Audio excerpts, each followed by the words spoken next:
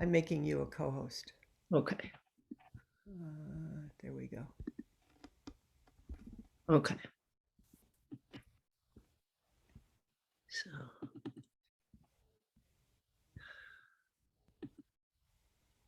Does everybody see that? Do you see a fox? We So do. this is a fox. This fox, I took a picture of this fox on my front lawn in urban Denver over the summer.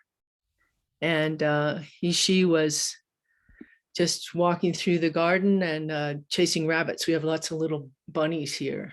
And so there's our fox. And I'm doing that because I'm going to stop sharing our fox, but we're going to look at today. I thought we would look at the Koan Pai-Chong's fox. And this is it's the second in the Gateless Barrier, the Mumon Khan. I'm using mostly Robert Aiken's translation with commentary. So he's Pai-Chong's fox, Bai Zhang's fox, or Haikuzhou's fox, depending on what translation you're looking at. And so I'm going to start by reading the case. And this is from Robert Aiken's case. So the case is, once when Pai-Chong gave a series of talks, a certain old man was always there listening together with the other monks. When they left, he would leave too. One day, however, he remained behind. Pai-Chong asked him, "Who are you standing there before me?" The old man replied, "I am not a human being. In the far distant past, in the time of Kasyapa Buddha, I was head priest at this mountain. One day a monk asked me, does an enlightened person fall under the law of cause and effect or not? I replied, such a person does not fall under the law of cause and effect. With this, I was reborn 500 lifetimes as a fox. Please say a turning word for me and release me from my body of a fox." He then asked Pai-Chong, does an enlightened person fall under the law of cause and effect or not? And Pai-Chong said, such a person does not evade the law of cause and effect.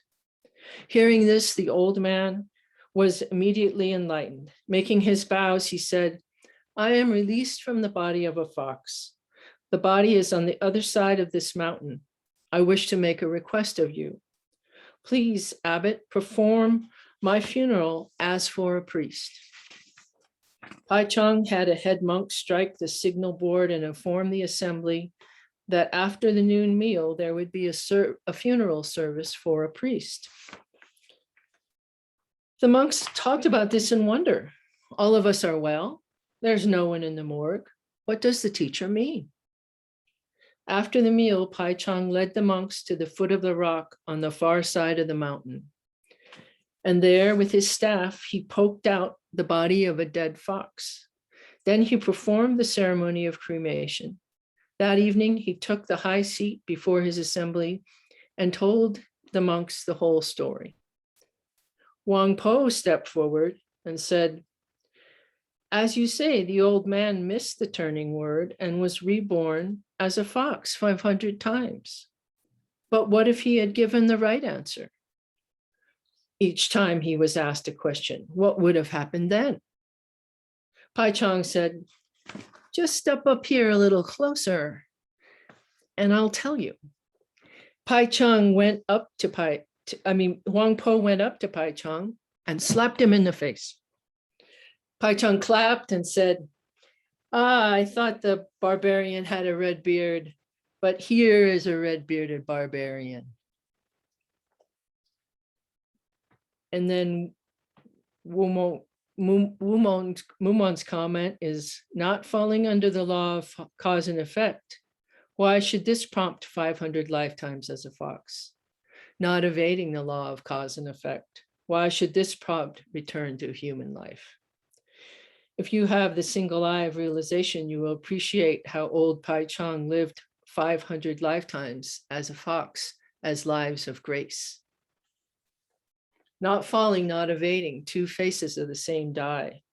Not evading, not falling, 1,000 mistakes, 10,000 mistakes. So that is the case of the koan. And I guess I'll start with this little part at the end where Wang Po steps forward and says, as you say, old man, the old man missed the turning word and was reborn as a fox 500 times. But what would have happened if he had given the right answer? What would have been then? So Wang Po is also a well-known master. There are lots of stories about him also. And to me, this little end piece is just like a little extra confusion. And in the Zen stories, they love to, give the quats and the smuts and knock them on the head, because it's to just stop the thinking mind. All of a sudden, there's nothing else. You're just, oh.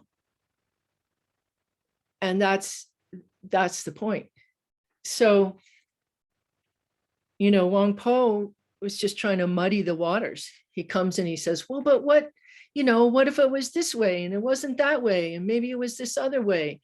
And so Pai-Chong says, oh, come on close, and I'll tell you exactly what I mean, But Wang Po, already ahead of time, he got him first. And so Pai-Chong was delighted, and he called him the red-haired barbarian, who we know is Bodhidharma, the red-bearded barbarian coming from the East. So he's giving him a great compliment. He's saying, oh, here's Bodhidharma before me. So that then, to further comment on this story, so that it's a mythic story, and it's good for this time of year, because here's this man who says he's not a man, he's a fox, he's a fox spirit, and he's in this human form, and he's from a time, a kalpa ago. And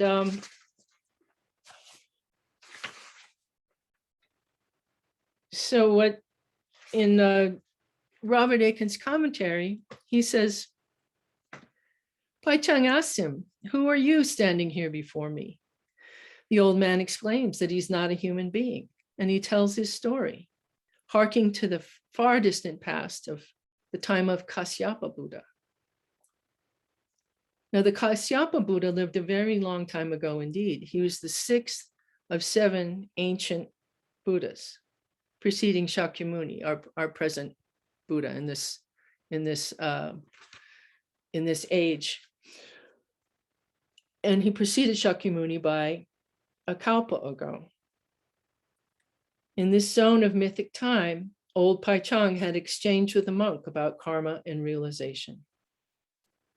When asked if a fully realized person would fall under the law of karma, he replied that such a person would be free, but he was subjected to 500 lifetimes as a fox.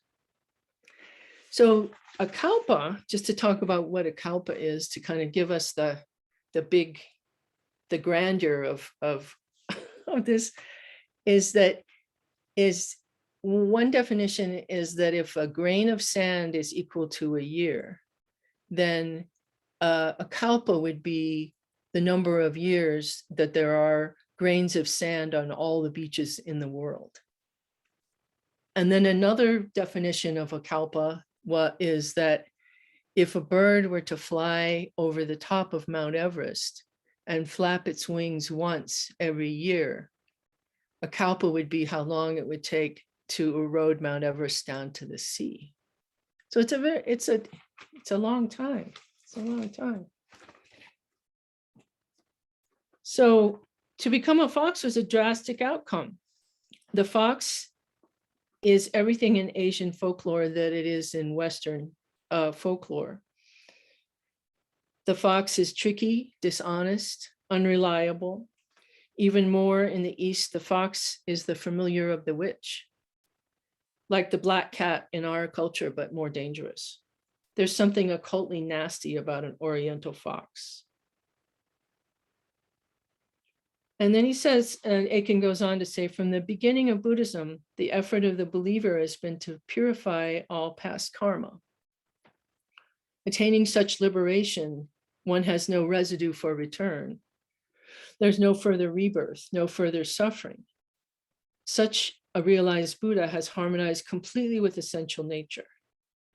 It has been and still is an important tenet of most Asian Buddhism. But far from being liberated, Pai-Chong the elder has been enslaved. What was wrong with his answer? Was he wrong? If he was wrong, then have the teachings been wrong? Have the sutras been wrong? So that, you know, koans are like this. You know, it's important not to become discouraged. They seem to take it and set up this seemingly impossible dilemma where you're just appalled. It's like, well, it can't be right, or is it wrong? And there's no way to really figure it out logically. The koans are set up so that you can't figure them out with your thinking mind. You have to go beyond that. You have to enter into them. You have to go beyond. So let's see.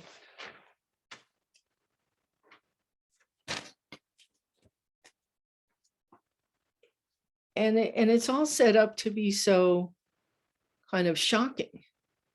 You know, here this fox is being, you know, which is this like scary kind of nasty teeth and fur and wild thing, and the monks are this model of purity and wisdom and all wonderful, and all of a sudden they're doing a cremation ceremony for this terrible, this evil thing. I mean, it'd be like, you know, putting him in Arlington Cemetery with the flag straight. I mean, it would just be horrifying to you know, ancient China and Japan, the thought of it.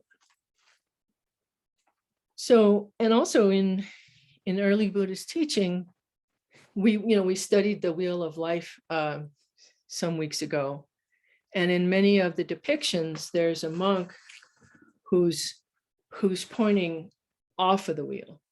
There's like this little line going up, and then above and out of the wheel would be a Buddha and resting on a cloud.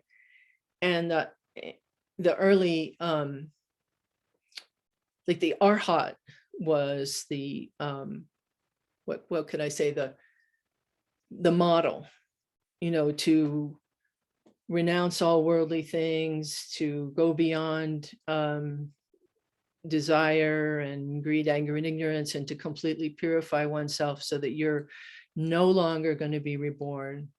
Of course, you have to believe in rebirth in order to think this is important, but that was the model. And then as Buddhism evolved over the years, we've seen Mahayana comes, and there's more of a emphasis on enlightenment in this very body, and on being the whole, should I say, you know, in staying in the world to help all beings. It's no longer the goal to get out for oneself so that you'll be happy. It's like Jizo is going to the hells. Kanon is going to the hells. Get a drink of water.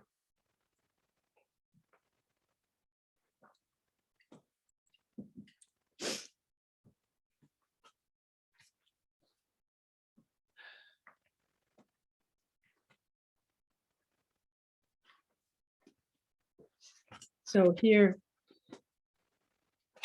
Aiken also talks about, just to add another piece.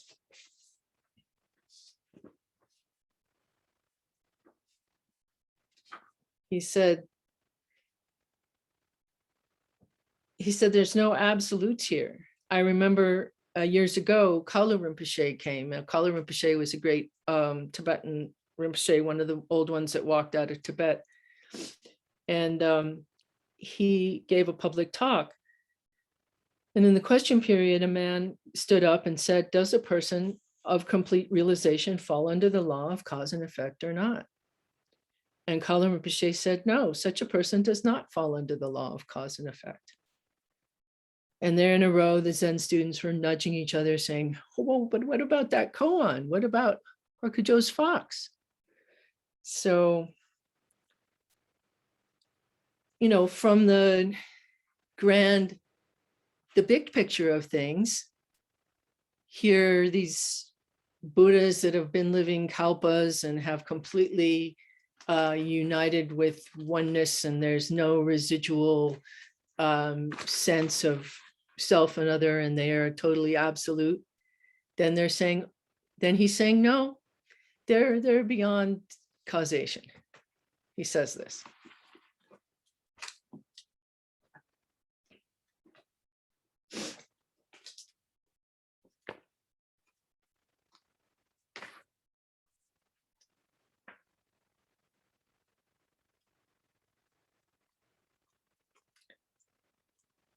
You know, and yet we know on the plane of beings, you know, in our place, there is birth and death. There is karma. We can't get around it. We can't, there would be no morality. If we lived in this total view of everything's oneness, then, you know, if you hurt someone, they're hurt. You can't say, oh, well, you know, it's all one. It doesn't matter. It's fine. Don't worry about it. So we do have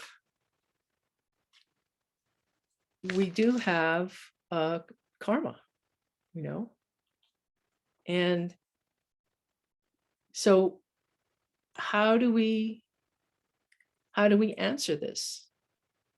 How is it both and neither? How is it that way? And how is it that a fox could live lives of grace? How is it that a fox could be happy being a fox? This comes into, you know, what I, you know, felt. If you listen to, you know, in my Way Seeking Mind talks, I've made so many mistakes. I have regretted so many mistakes and thought about them and given myself fox lifetimes being upset with having made a mistake and it was the wrong thing to do, and how could I, and really, I mean, how many times have we put ourselves in the place of being wrong or being right or thinking we're wrong? And then how do we really know? One thing we think might be wrong, we've done a wrong thing. And, you know, in the course of the time, it turns out that, well, there were reasons for that. And it turned out that it wasn't so wrong. I mean, there are lots of, I think Chris has told stories like that, where, you know, the man says, oh, you know, so great that I have a son, but then, oh, well, he was crippled. Oh, that's terrible. Oh, well, but now he doesn't have to go in the army. Oh, well, that's good. Oh, well, but now, you know, and it goes on and on.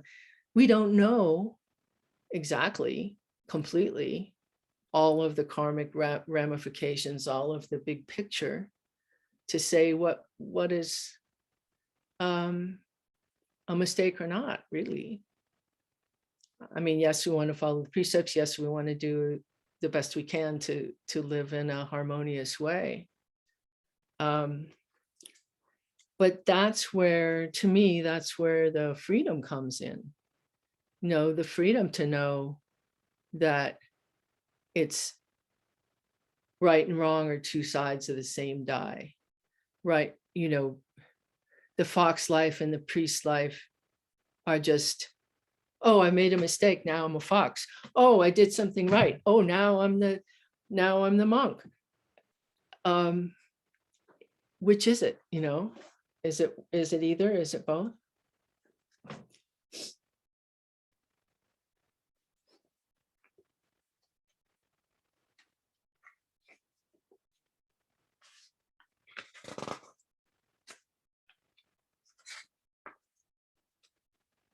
So Mumon's verse, not a falling, not evading, two faces of the same die, not evading, not falling, 1,000 mistakes, 10,000 mistakes. And Aiken's commentary, old Pai-Chong and the present Pai-Chong met transcending time. Zen is not magic, but ordinary fact. Once you establish that the 100-league mountain as yourself, you can meet them too, as Wu Men assured you. The hair of your eyebrows entangled with theirs, seeing with the same eyes, hearing with the same ears.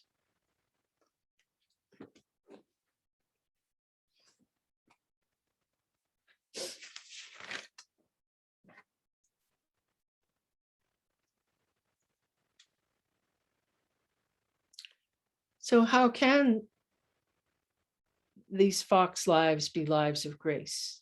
How can we no longer struggle against our situation, against our karma, find freedom in each situation, good, bad, or ugly? Fox life, it's all hair and teeth and snarly. Priest life, all neat and perfect.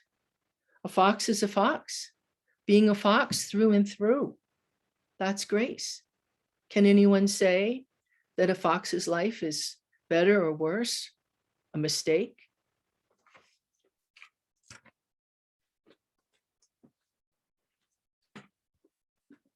So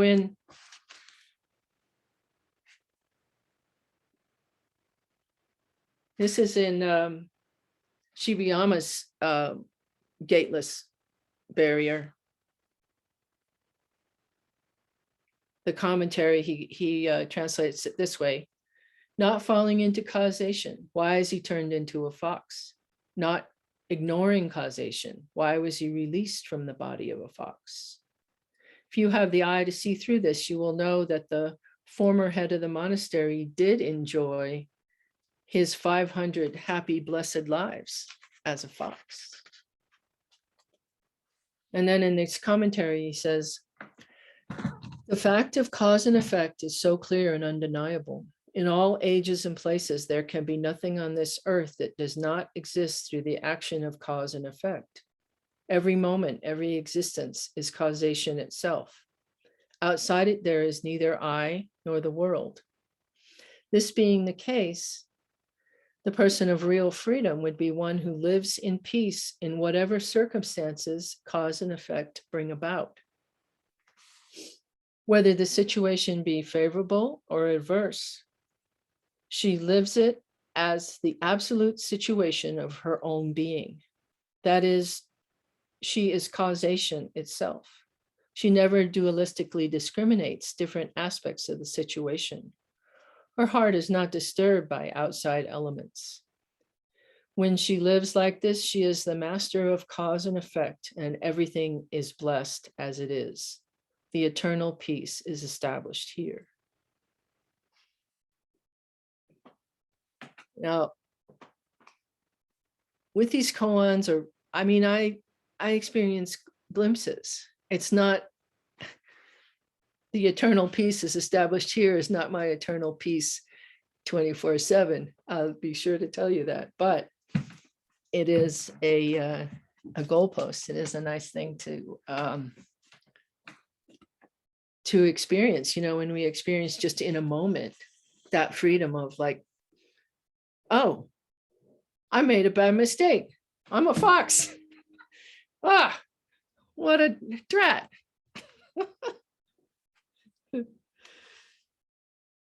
And then in this book of equanimity, Wick, here's another one. His comment is, commenting on the koan, Master Muman said, not falling into causation, he was turned into a fox, the first mistake. Not ignoring causation, he was released from the body of a fox, the second mistake. When falling and ignoring and not falling and not ignoring are transcended and wiped away, then you will see yourself as Pai-Chong and as the fox, and you will experience directly the truth of this koan. If you are born as a fox, be a fox. It is not a matter of heavy karma or liberating karma. We are all subject to karma, to cause and effect, birth and decay. But how can we be peaceful no matter what conditions our karma brings? This is the challenge of our practice. To liberate ourselves from karma, we must become karma itself. So, I think that's about all I have to say about it. And I guess, questions we could ask ourselves are, when have you given yourself fox lifetimes for mistakes? And how do we release ourselves from our supposed mistakes, our fox lifetimes? How do we find freedom in the midst of that? And so those are my thoughts about it. Thank you for listening, and thank you.